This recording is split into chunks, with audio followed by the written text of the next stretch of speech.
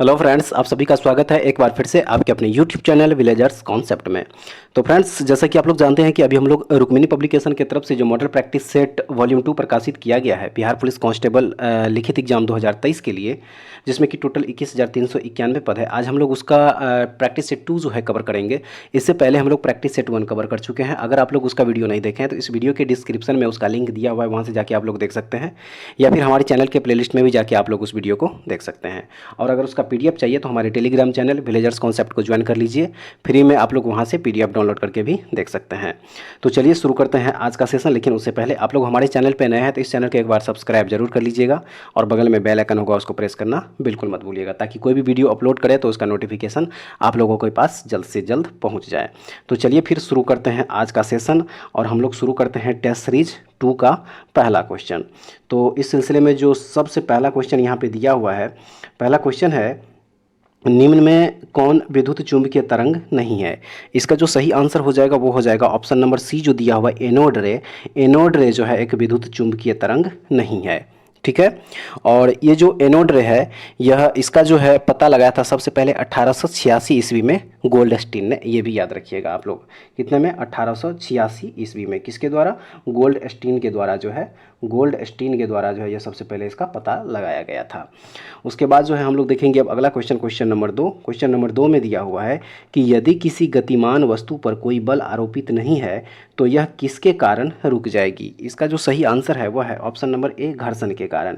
किसके कारण रुक जाएगी? घर्षण के कारण जो है यह रुक जाएगी।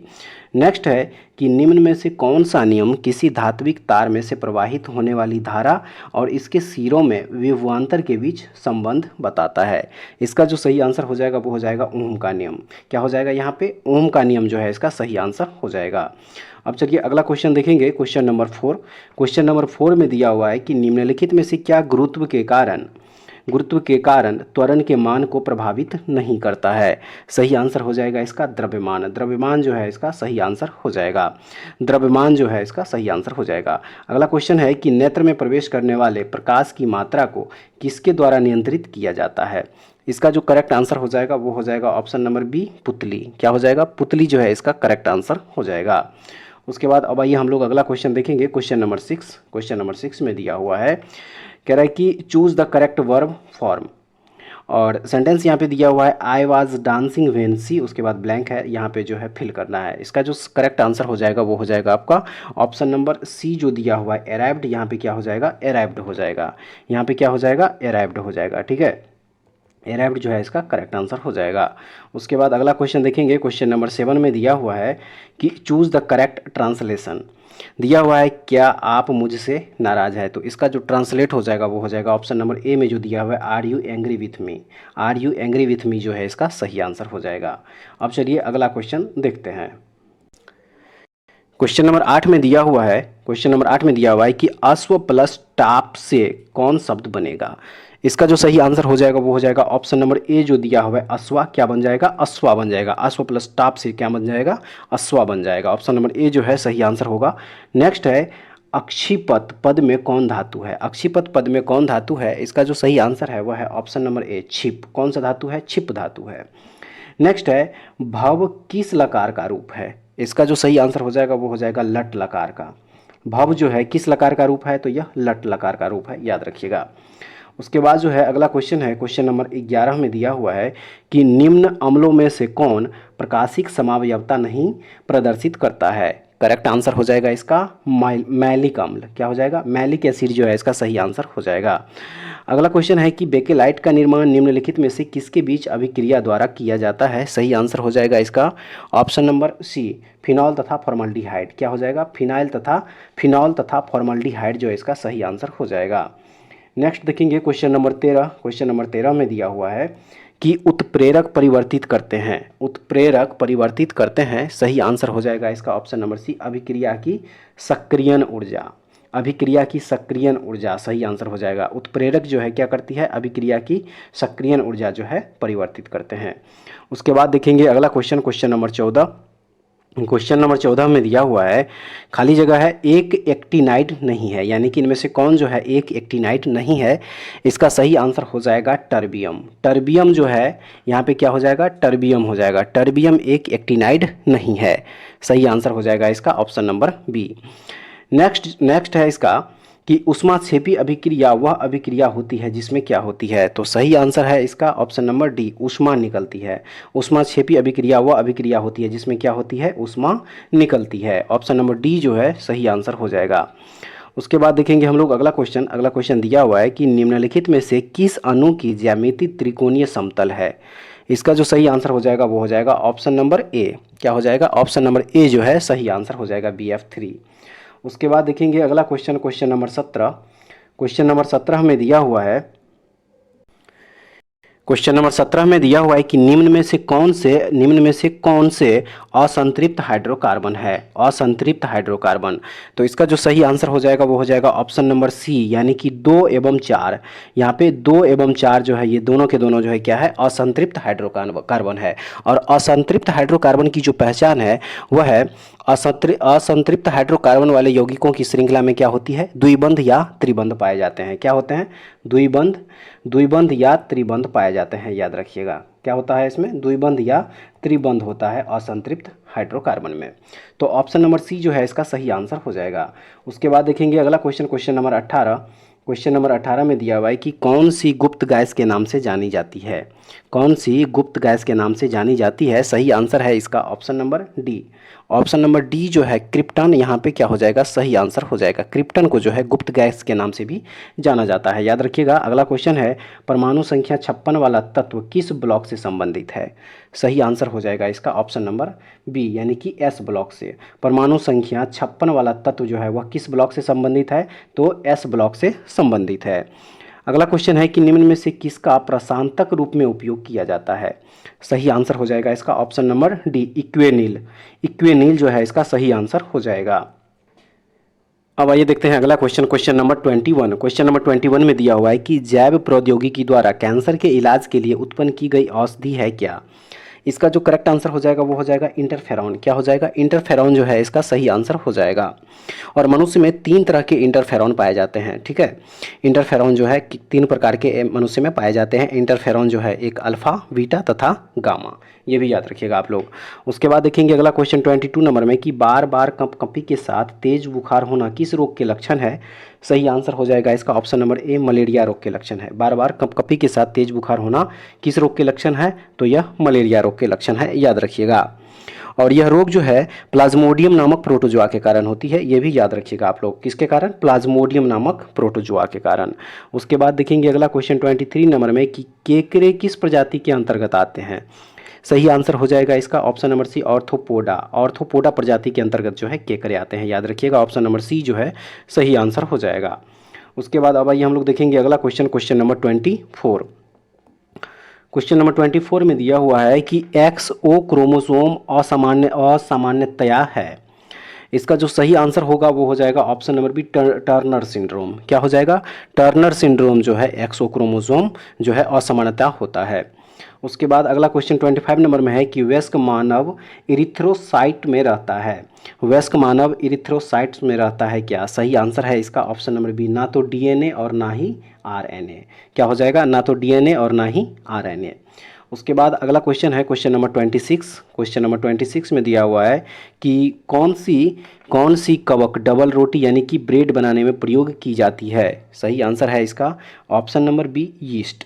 यीस्ट कवक जो है डबल रोटी यानी कि ब्रेड बनाने में प्रयोग की जाती है। अब आइए देखेंगे अगला क्वेश्चन नंबर 27। क्वेश्चन नंबर 27 में दिया हुआ है कि ट्यूबरकुलोसिस के विरुद्ध मुख्यतः कौन सी वैक्सीन का प्रयोग किया जाता है।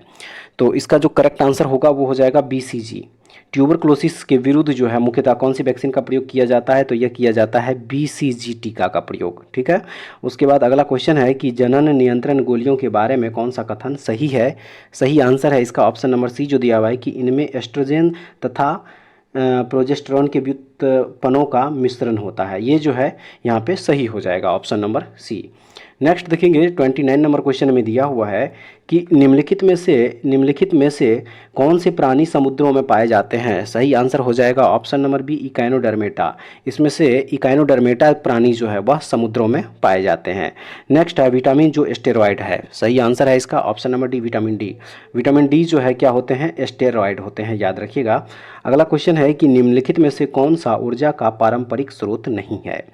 सही आंसर हो जाएगा इसका ऑप्शन नंबर बी पवन चक्की। पवन चक्की जो है ऊर्जा का पारंपरिक स्रोत नहीं है। बाकी कोयला, प्राकृतिक गैस और पेट्रोलियम ये सब के सब जो है पारंपरिक स्रोत माना जाता है। अगला क्वेश्चन है क्वेश्चन नंबर 32 कि इनमें से किन्हें जैव तकनीक का पितामह कहा जाता है। सही आंसर हो जाएगा इसका ऑप्शन नंबर ए करोली इरेकी। करोली इरेकी को जो है जैव तकनीकी का पितामह जो है कहा जाता है, याद रखिएगा। और ये हंगरी के कृषि अभियंता यानी कि इंजीनियर थे।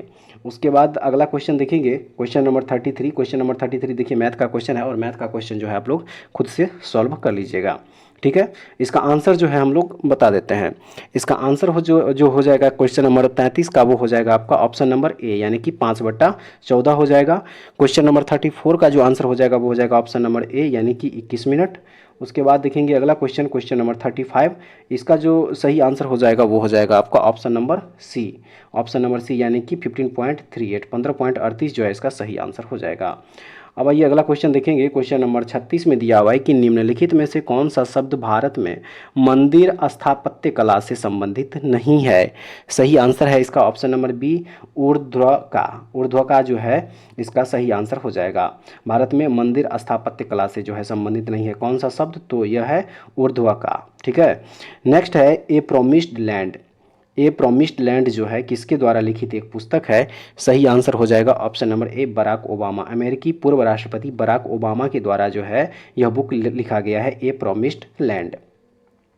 उसके बाद अगला क्वेश्चन 38 नंबर में दिया हुआ है कि अलाउद्दीन खिलजी द्वारा लगाया गया खराज कर किसान की उपज के लगभग कितने प्रतिशत के हिस्से के बराबर होता था। सही आंसर है ऑप्शन नंबर बी 50% हिस्से के बराबर होता था।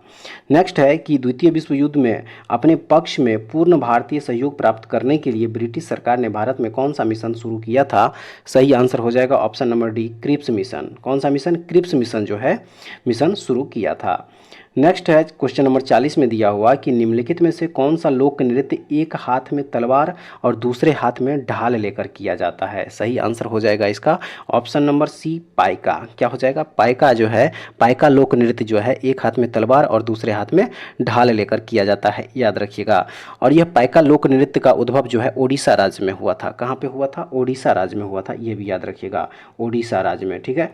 तो ऑप्शन नंबर सी जो है इस क्वेश्चन का सही आंसर हो जाएगा। उसके बाद देखेंगे अगला question question number 41।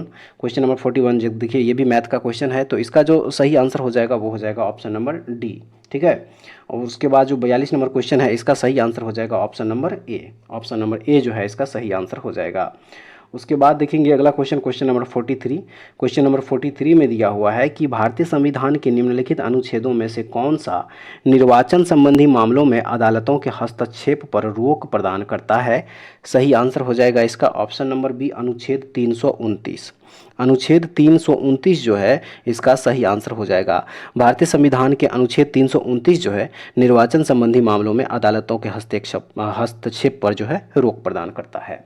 Option number B जो है इसका सही आंसर हो जाएगा। उसके बाद अगला क्वेश्चन है भारतीय कंपनी को प्रतिफल की प्राप्ति की तारीख से पूंजी लिखित यानी कि कैपिटल इंस्ट्रूमेंट जारी करने के लिए क्या समय सीमा दी गई है। सही आंसर हो जाएगा ऑप्शन नंबर सी 60 दिन।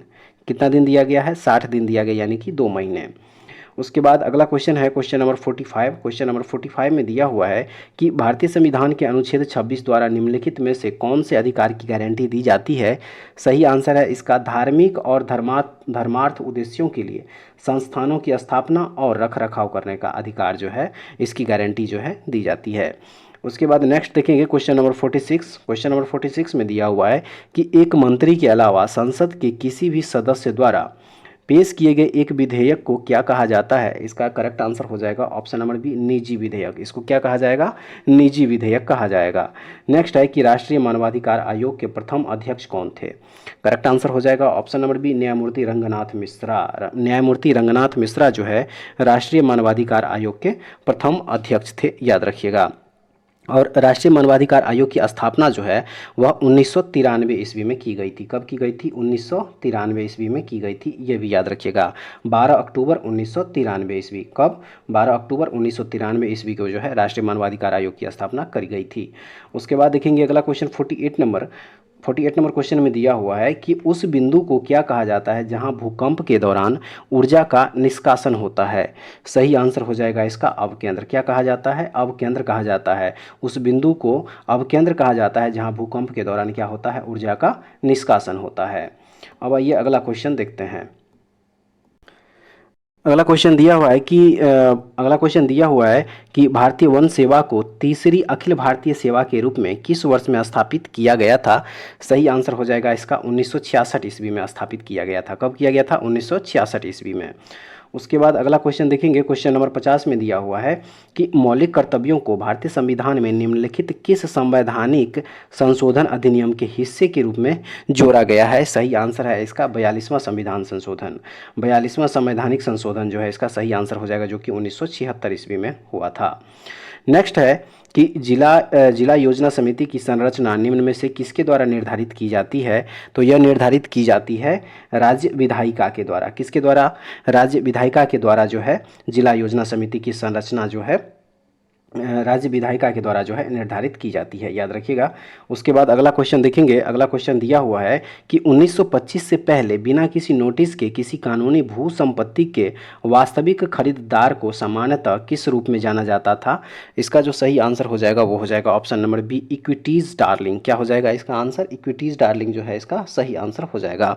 इसको क्या किससे जाना जाता था? इक्विटीज डार्लिंग के रूप में जो है इसको जाना जाता था। अगला क्वेश्चन देखेंगे कि संयुक्त प्रांत जमींदारी विनाश और भूमि व्यवस्था अधिनियम निम्नलिखित में से किस वर्ष में पारित किया गया था? तो यह पारित किया गया था, याद रखिएगा, 1950 ईस्वी में। 1950 ईस्वी में जो है यह पारित किया गया था। उसके बाद अगला क्वेश्चन है क्वेश्चन नंबर 54। क्वेश्चन नंबर 54 में दिया हुआ है कि भारतीय संविधान का निम्नलिखित में से कौन सा अनुच्छेद कुछ मामलों में गिरफ्तारी और निरुद्ध के खिलाफ सुरक्षा प्रदान करता है? सही आंसर हो जाएगा इसका ऑप्शन नंबर ए। ऑप्शन नंबर ए, अनुच्छेद 22 जो है इसका सही आंसर हो जाएगा। उसके बाद अगला क्वेश्चन है कि कौन सा अधिनियम ऐसे व्यक्ति के अभियोजन की अनुमति प्रदान करता है जो विदेश में रहते हुए आपराधिक मुकदमे का सामना करने के लिए भारत लौटने से इनकार करता है? सही आंसर हो जाएगा इसका option number D. Option number D जो है इसका सही आंसर हो जाएगा, यानी कि भगोड़ा आर्थिक अपराधी FEO अधिनियम 2018। उसके बाद अब आइए अगला क्वेश्चन देखेंगे। अगला क्वेश्चन दिया हुआ है 56 नंबर में। देखिए ये भी मैथ का क्वेश्चन है। इसका जो सही आंसर हो जाएगा वो हो जाएगा आपका ऑप्शन नंबर ए, -8/15 हो जाएगा सही आंसर इसका। और 57 नंबर में हो जाएगा इसका सही आंसर ऑप्शन नंबर ए, 48%। ठीक है। और उसके बाद जो है अगला क्वेश्चन दिया हुआ है क्वेश्चन नंबर 58 का जो सही आंसर हो जाएगा वो हो जाएगा आपका ऑप्शन नंबर सी, यानी कि 8 हो जाएगा इसका सही आंसर। 59 नंबर क्वेश्चन का जो आंसर हो जाएगा वो हो जाएगा option number B, 868 metre square. उसके बाद जो है क्वेश्चन नंबर 60, इसका जो सही आंसर हो जाएगा वो हो जाएगा आपका ऑप्शन नंबर ए, 4/85। ठीक है। अब आइए अगला क्वेश्चन देखेंगे क्वेश्चन नंबर 61। क्वेश्चन नंबर 61 में दिया हुआ है कि भारतीय राष्ट्रीय कांग्रेस के पहले अधिवेशन का आयोजन मुंबई यानी कि तत्कालीन बॉम्बे में व्योमेश चंद्र बनर्जी की अध्यक्षता में कब किया गया था? सही आंसर हो जाएगा इसका ऑप्शन नंबर डी, दिसंबर 1885 ईस्वी में। दिसंबर 1885 ईस्वी में जो है भारतीय राष्ट्रीय कांग्रेस का पहले अधिवेशन का जो है वहाँ पे आयोजन किया गया था WC बनर्जी की अध्यक्षता में, याद रखिएगा। और कांग्रेस की जो प्रथम अधिवेशन हुआ था उसमें टोटल जो है 72 प्रतिनिधियों ने भाग लिया था। कितने प्रतिनिधियों ने? 72 प्रतिनिधि जो है, याद रखिएगा। ये क्वेश्चन जो है बार बार रिपीटेड क्वेश्चन जो है होते रहता है कि उसमें कितने प्रतिनिधियों ने भाग लिया था। तो इसमें जो है टोटल 72 यानी कि 72 प्रतिनिधियों ने भाग लिया था। उसके बाद हम लोग देखेंगे अगला question, question number 62। Question number 62 में दिया हुआ है कि किस वर्ष में संसद के एक अधिनियम द्वारा लक्काद्वीप, मिनिकॉय अमीन देवी द्वीप के द्वीपों को समेकित करते हुए लक्षद्वीप नामक केंद्र शासित प्रदेश का गठन किया गया? सही आंसर हो जाएगा ऑप्शन नंबर सी 1973 ईस्वी में। 1973 ईस्वी जो है इसका सही आंसर हो जाएगा। नेक्स्ट है कि महाधिवक्ता किसके प्रसाद पर्यंत अपने पद पर बना रह सकता है? सही आंसर हो जाएगा इसका राज्यपाल के प्रसाद पर्यंत जो है महाधिवक्ता अपने पद पर बना रह सकता है, याद रखिएगा। और संविधान के अनुच्छेद 165 के तहत जो है महाधिवक्ता पद का प्रावधान की गई है, ये भी याद रखिएगा।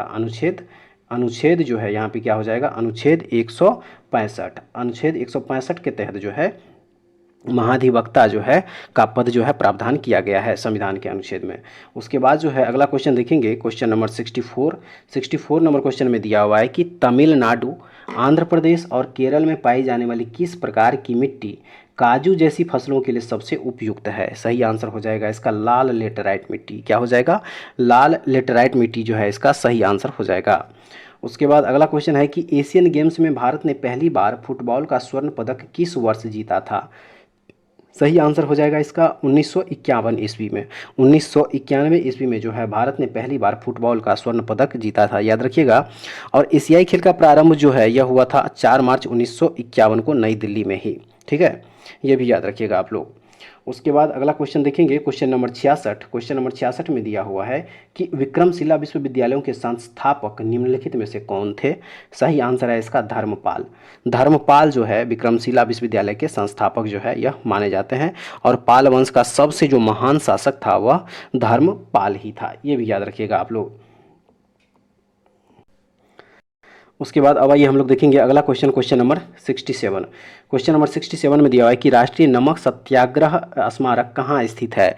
तो यह स्थित है गुजरात में। कहाँ स्थित है? यह गुजरात में स्थित है। नेक्स्ट है कि भारत में ब्रिटिश शासन के दौरान निम्नलिखित में से किसने रैयतवारी व्यवस्था की शुरुआत की थी? सही आंसर हो जाएगा इसका कैप्टन अलेक्जेंडर रीड के द्वारा जो है रैयतवारी व्यवस्था की शुरुआत करी गई थी। नेक्स्ट देखेंगे क्वेश्चन नंबर 69 कि अपने महापरिनिर्वाण से पहले बुद्ध ने अंतिम उपदेश कहाँ दिया था? सही आंसर हो जाएगा इसका वैशाली। कहाँ दिया था? वैशाली में जो है वो अपना अंतिम उपदेश दिया था महापरिनिर्वाण से पहले। उसके बाद देखेंगे अगला क्वेश्चन नंबर 70 में दिया हुआ है कि Indira Gandhi memorial tulip garden जो एशिया का सबसे बड़ा ट्यूलिप गार्डन है कहाँ स्थित है? इसका जो सही आंसर हो जाएगा वो हो जाएगा ऑप्शन नंबर सी, यानी कि श्रीनगर। यह कहाँ स्थित है?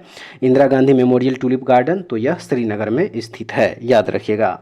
नेक्स्ट है कि निम्नलिखित में से कौन सी पहाड़ियाँ आंध्र प्रदेश में स्थित है? सही आंसर हो जाएगा इसका पालकोंडा की पहाड़ियाँ, ऑप्शन नंबर ए। पालकोंडा की पहाड़ियाँ जो है यह कहाँ स्थित है? आंध्र प्रदेश में स्थित है। नेक्स्ट देखेंगे निम्नलिखित में से कौन सी नदी अरब सागर में गिरती है? सही आंसर हो जाएगा इसका नर्मदा नदी जो है कहाँ गिरती है? यह अरब सागर में गिरती है, याद रखिएगा। और इसका जो उद्गम स्थल है वह कहाँ है? अमरकंटक की चोटी है, ये भी याद रखना है। नेक्स्ट देखेंगे 73 नंबर क्वेश्चन में दिया हुआ है कि कृषि उत्पादों के परिवहन के लिए कृषि उड़ान योजना शुभारंभ वर्ष के बजट में घोषित किया गया था, यानी कौन से वर्ष के बजट में जो है यह घोषित किया गया था? सही आंसर हो जाएगा इसका ऑप्शन नंबर डी, 2020 के बजट में जो है यह कृषि उड़ान योजना जो है यह घोषित किया गया था।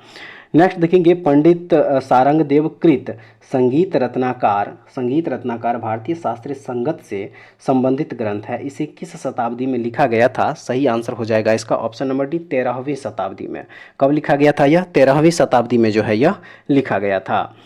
नेक्स्ट है क्वेश्चन नंबर 75 में दिया हुआ है कि केंद्र सरकार द्वारा शुरू किए गए राष्ट्रीय स्वच्छ वायु कार्यक्रम यानी कि NCAP के द्वारा सांद्रता की तुलना के लिए 2017 को आधार वर्ष मानते हुए 2024 तक कणमय द्रव्य सांद्रण यानी कि पार्टिकुलेट मैटर कंसंट्रेशंस में कितने % की कमी प्राप्त करना अपेक्षित है? सही आंसर हो जाएगा इसका ऑप्शन नंबर सी, 20% से 30%। क्या हो जाएगा? 20% से 30% जो है इसका सही आंसर हो जाएगा। उसके बाद जो है हम लोग देखेंगे अब अगला क्वेश्चन नंबर 76 नंबर क्वेश्चन में दिया हुआ है कि टार्न झील संबंधित है। सही आंसर हो जाएगा इसका सर्क से, क्या हो जाएगा, सर्क से संबंधित है टारन झील, याद रखिएगा। नेक्स्ट है कि निम्न में से किसे महात्मा गांधी ने ढहते हुए बैंक पर आहरित उत्तर दिनांकित चेक कहा था? सही आंसर हो जाएगा option number C, Cripps mission को। क्रिप्स मिशन को जो है महात्मा गांधी ने ढहते हुए बैंक पर आहरित उत्तर दिनांकित चेक जो है कहा था। नेक्स्ट देखेंगे 78 नंबर क्वेश्चन दिया हुआ है कि 1857 ईस्वी के निम्नलिखित क्रांतिकारियों में से किसका वास्तविक नाम जो है वह रामचंद्र पांडुरंग था? सही आंसर हो जाएगा इसका option number D, Tatya Tope. Tatya Tope का जो है वास्तविक नाम क्या था? रामचंद्र पांडुरंग था। नेक्स्ट है स्वामी दयानंद सरस्वती ने आर्य समाज की स्थापना किस वर्ष की थी? सही आंसर हो जाएगा ऑप्शन नंबर सी, 1875 ईस्वी। 1875 ईस्वी में जो है स्वामी दयानंद सरस्वती के द्वारा जो है आर्य समाज की स्थापना करी गई थी, याद रखिएगा। नेक्स्ट है कि गिरिजा देवी का संबंध किस घराने से है? सही आंसर हो जाएगा इसका बनारस घराने से। गिरिजा देवी का संबंध किस घराने से है? तो बनारस घराने से है, याद रखिएगा। नेक्स्ट देखेंगे क्वेश्चन नंबर 81 में दिया हुआ है कि माधव निदान पुस्तक संबंधित है किससे? माधव निदान पुस्तक संबंधित है किससे? तो यह संबंधित है रोग विज्ञान से। किससे? रोग विज्ञान से संबंधित है। नेक्स्ट है 2011 में किस नए राज्य देश की स्थापना हुई? सही आंसर हो जाएगा इसका ऑप्शन नंबर डी, दक्षिणी सूडान की।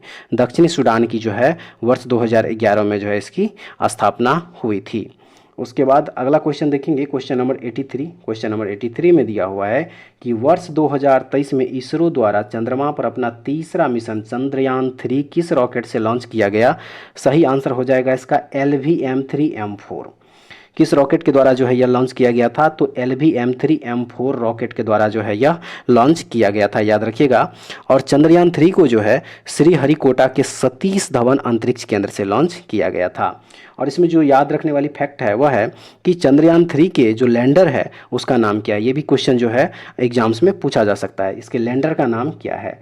तो लैंडर का नाम जो है इसका क्या है? विक्रम है, याद रखिएगा। लैंडर का नाम क्या है? विक्रम। और बात कीजिए अगर रोवर का, देखिए ये भी क्वेश्चन जो है पूछा जा सकता है, इसके रोवर का नाम क्या है? तो रोवर का नाम जो है प्रज्ञान है, ठीक है। रोवर का नाम क्या है? प्रज्ञान, ये भी याद रखिएगा। उसके बाद देखेंगे अगला question, question number 84। Question number 84 में दिया हुआ है कि जून 2023 में जर्मन बुक ट्रेड के शांति पुरस्कार हेतु किसे चुना गया है? तो यह चुना गया है सलमान रुश्दी को। सलमान रुश्दी को जो है यह चुना गया है, याद रखिएगा।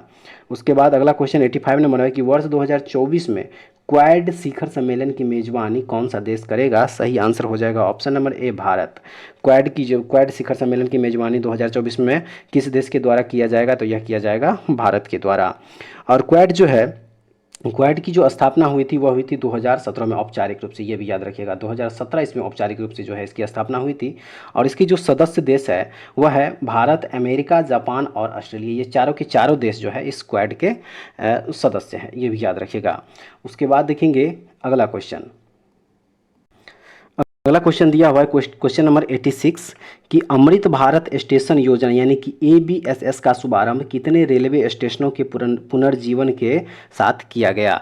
इसका जो सही आंसर हो जाएगा वो हो जाएगा ऑप्शन नंबर सी, 13। क्या हो जाएगा? 13 रेलवे स्टेशनों के पुनर्जीवन के साथ जो है इसका शुभारंभ किया गया, याद रखिएगा। और इस योजना के तहत जो है देश के 1309 रेलवे स्टेशनों का परिवर्तन और उन्हें पुनर्जीवित करना है, ये भी याद रखना है। नेक्स्ट है कि T20 अंतर्राष्ट्रीय क्रिकेट में सबसे तेज 100 छक्के लगाने वाले भारतीय बल्लेबाज कौन बने हैं? तो यह बने हैं ऑप्शन नंबर ए, सूर्य कुमार यादव। सूर्य कुमार यादव जो है इसका सही आंसर हो जाएगा। उसके बाद देखेंगे अगला question, question number 88। Question number 88 में देखिए दिया हुआ है लुक फॉर मीन्स। तो इसका जो सही आंसर हो जाएगा वो हो जाएगा ऑप्शन नंबर ए। क्या हो जाएगा यहाँ पे? ए, यानी कि सर्च हो जाएगा। लुक फॉर मीन्स का जो है मतलब क्या हो जाएगा यहाँ पे? सर्च हो जाएगा, यानी कि खोजना हो जाएगा। नेक्स्ट है 89 नंबर में कि चूज द एडजेक्टिव। 4 ऑप्शन दिया हुआ है, इसमें से कह रहा है कि इसमें से एक एडजेक्टिव कौन सा है? तो ऑप्शन नंबर बी जो है क्वाडली जो है यहाँ पे क्या हो जाएगा? एडजेक्टिव हो जाएगा। और क्वाडली का मतलब क्या होता है? कायरता होता है, याद रखिएगा। क्या होता है? कायरता होता है। नेक्स्ट है 90 number, choose the correctly spelled word. 4 option दिया हुआ है, इसमें से एक वर्ड जो है करेक्टली स्पेल्ड किया हुआ है। तो ऑप्शन नंबर यहाँ पे क्या हो जाएगा? सी, इंगेज जो है ENGAG, ये देखिए ये जो है करेक्टली स्पेल्ड यहाँ पे किया हुआ है, इसका सही आंसर हो जाएगा, ठीक है। उसके बाद देखेंगे अगला question, question number 91। Question number 91 में दिया हुआ है चूज द करेक्ट वॉइस। और इसमें जो है क्या दिया हुआ है, माई पेन वाज स्टोलन। देखिए पैसिव वॉइस में ये पहले दिया हुआ है, पैसिव वॉइस में जो ये पहले दिया हुआ है इसको क्या करना है, एक्टिव वॉइस में जो है चेंज करना है। सही आंसर हो जाएगा ऑप्शन नंबर सी जो दिया हुआ है, समवन स्टोल माई पेन, ये जो है इसका सही आंसर हो जाएगा। नेक्स्ट 92 नंबर में है कि संवेग का सबसे निकट संबंध है किससे। इसका जो सही आंसर है वो है ऑप्शन नंबर बी, आवेग से। संवेग का सबसे निकट संबंध किससे है, आवेग से है। उसके बाद अगला क्वेश्चन देखेंगे, क्वेश्चन नंबर 93 में दिया हुआ है कि यांत्रिक तरंगे गमन कर सकती है किसमें। सही आंसर हो जाएगा ऑप्शन नंबर सी, सिर्फ माध्यम में। यांत्रिक तरंगे जो है गमन कर सकती है किसमें, सिर्फ माध्यम में, निर्वात में जो है यह गमन नहीं कर सकती है।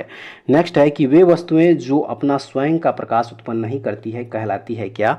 सही आंसर है ऑप्शन नंबर ए, गैर दीप्त वस्तुएं। गैर दीप्त वस्तुएं कहलाती है वे वस्तुएं जो अपना स्वयं का प्रकाश उत्पन्न नहीं करती है। उसके बाद अब आइए हम लोग देखेंगे अगला क्वेश्चन, क्वेश्चन नंबर 95 में दिया हुआ है कि मानव द्वारा बनाए गए उपग्रह स्थापित होते हैं कहाँ पे। सही आंसर हो जाएगा ऑप्शन नंबर डी, एक्सोस्फीयर यानी कि बाह्य वायुमंडल में। कहाँ पे, बाह्य वायुमंडल में जो है मानव द्वारा बनाए गए उपग्रह स्थापित किए जाते हैं, याद रखिएगा। और यह जो है पृथ्वी से इसकी ऊंचाई लगभग कितनी होती है, 36,000 किलोमीटर। कितनी होती है, 36,000 किलोमीटर, याद रखिएगा 36,000 किलोमीटर। उसके बाद अगला क्वेश्चन दिया हुआ है क्वेश्चन नंबर 96। क्वेश्चन नंबर 96 में दिया हुआ है कि समतल दर्पण के लिए प्रतिबिंब जो है वह कैसा होता है। सही आंसर है इसका आभासी और पार्श्विक उल्टा। समतल दर्पण के लिए प्रतिबिंब जो है कैसा होता है, वह होता है आभासी और पार्श्विक उल्टा, याद रखिएगा। नेक्स्ट है कि हितोपदेश कैसा ग्रंथ है। सही आंसर हो जाएगा इसका बाल कथा। हितोपदेश जो है कैसा ग्रंथ है, तो यह क्या है, इसमें बाल कथा है। नेक्स्ट है 98 नंबर क्वेश्चन। 98 नंबर क्वेश्चन में दिया हुआ है कि जनमत का पर्यायवाची बताएं। सही आंसर है ऑप्शन नंबर बी, जन विचार। जनमत का पर्यायवाची जो है क्या हो जाएगा, तो यह हो जाएगा जन विचार हो जाएगा। उसके बाद अगला क्वेश्चन है, कुंज का समानार्थी शब्द क्या है। कुंज का समानार्थी शब्द जो है क्या हो जाएगा, तो यह हो जाएगा झाड़ी। कुंज का समानार्थी शब्द क्या हो जाएगा, तो झाड़ी हो जाएगा। उसके बाद अब आइए हम लोग देखेंगे प्रैक्टिस सेट 2 का लास्ट क्वेश्चन यानी कि 100वां क्वेश्चन। दिया हुआ है कि स्वागत का संधि विच्छेद क्या है। सही आंसर हो जाएगा सु प्लस आगत। ऑप्शन नंबर डी जो दिया हुआ है सु प्लस आगत, यह इसका सही आंसर हो जाएगा। तो फ्रेंड्स ये था रुक्मिणी पब्लिकेशन की तरफ से जो वॉल्यूम 2 बुक मार्केट में लॉन्च किया गया है बिहार पुलिस कांस्टेबल लिखित एग्जाम्स के लिए 2023 के लिए। आज जो है हम लोग उसका प्रैक्टिस सेट 2 जो है कवर किए। इससे पहले हम लोग प्रैक्टिस सेट 1 कवर कर चुके हैं। अगर आप लोग उस वीडियो को नहीं देखे हैं तो इस वीडियो के डिस्क्रिप्शन में मैं बता देता एक बार फिर से कि इस वीडियो के डिस्क्रिप्शन में उसका लिंक दिया हुआ है, वहाँ से जाके आप लोग देख सकते हैं, या फिर हमारे चैनल के प्लेलिस्ट में भी जाके आप लोग उसको देख सकते हैं। तो फ्रेंड्स आशा करते हैं कि आप लोगों को ये प्रैक्टिस सेट 2 जो है काफ़ी अच्छे क्वालिटी का क्वेश्चन लगा होगा। एक बार कमेंट्स करके आप लोग ज़रूर बताइएगा कि आप लोग जो है इस क्वेश्चन में से टोटल कितना क्वेश्चन सही कर पाए। तो और अगर इसका आप लोगों को पीडीएफ चाहिए तो हमारे टेलीग्राम चैनल विलेजर्स कॉन्सेप्ट को ज्वाइन कर लीजिए, वहाँ से इसका पीडीएफ भी आप लोग डाउनलोड करके देख सकते हैं। तो नेक्स्ट वीडियो में दोबारा फिर से मिलेंगे, तब तक के लिए जय हिंद।